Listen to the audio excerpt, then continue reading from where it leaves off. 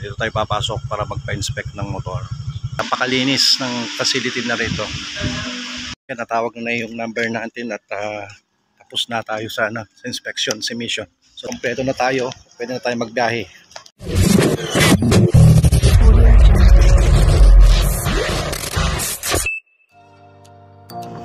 Good day mga ka-Sanji, this is Jay Santos of Sanji Moto. Welcome you again sa panibagong video natin pag-uusapan tong araw na to.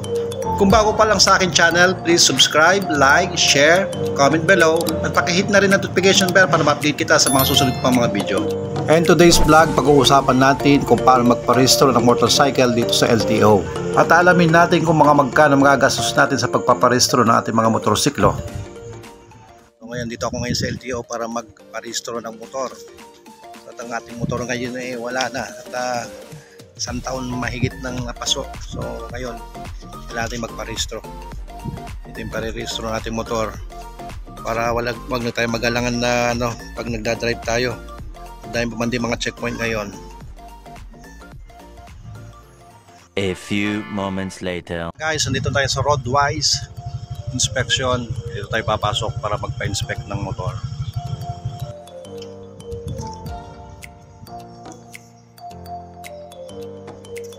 Guys, waiting tayo rito sa emission center. Natawag na yung number natin at tapos na tayo sa inspection, sa emission.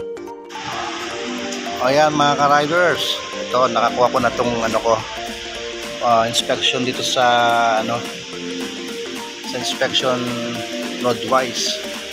At yun, pasalo nga tayo. So ang gagawin natin ngayon, babalik na tayo sa LTO para makakuha na tayo ng full registration. Ang ganda ng facility na rito, kung makikita ninyo. Right, napakalinis ng facility na rito. Ito na, tapos na yung mission natin ngayon. So, nabalik na tayo doon sa LTO.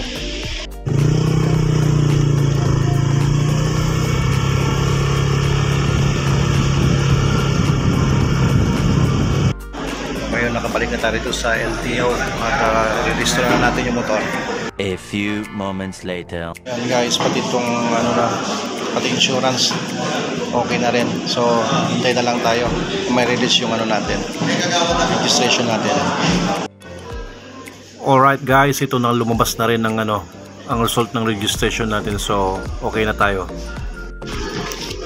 Ayan mga ka-Sanji, tapos na tayo ngayon sa pagpaparehistro ng motor. So kompleto na tayo, pwede na tayo magbiyahe. Alright.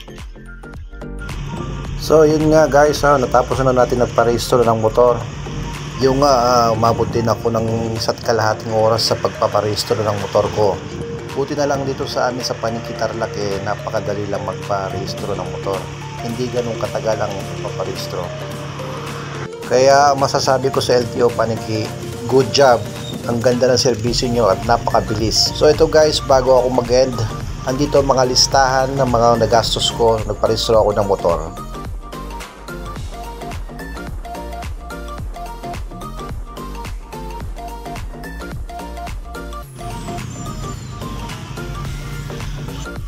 Alright mga ka-Sanji, hanggang dito lang ang ating video ngayon sa araw na to.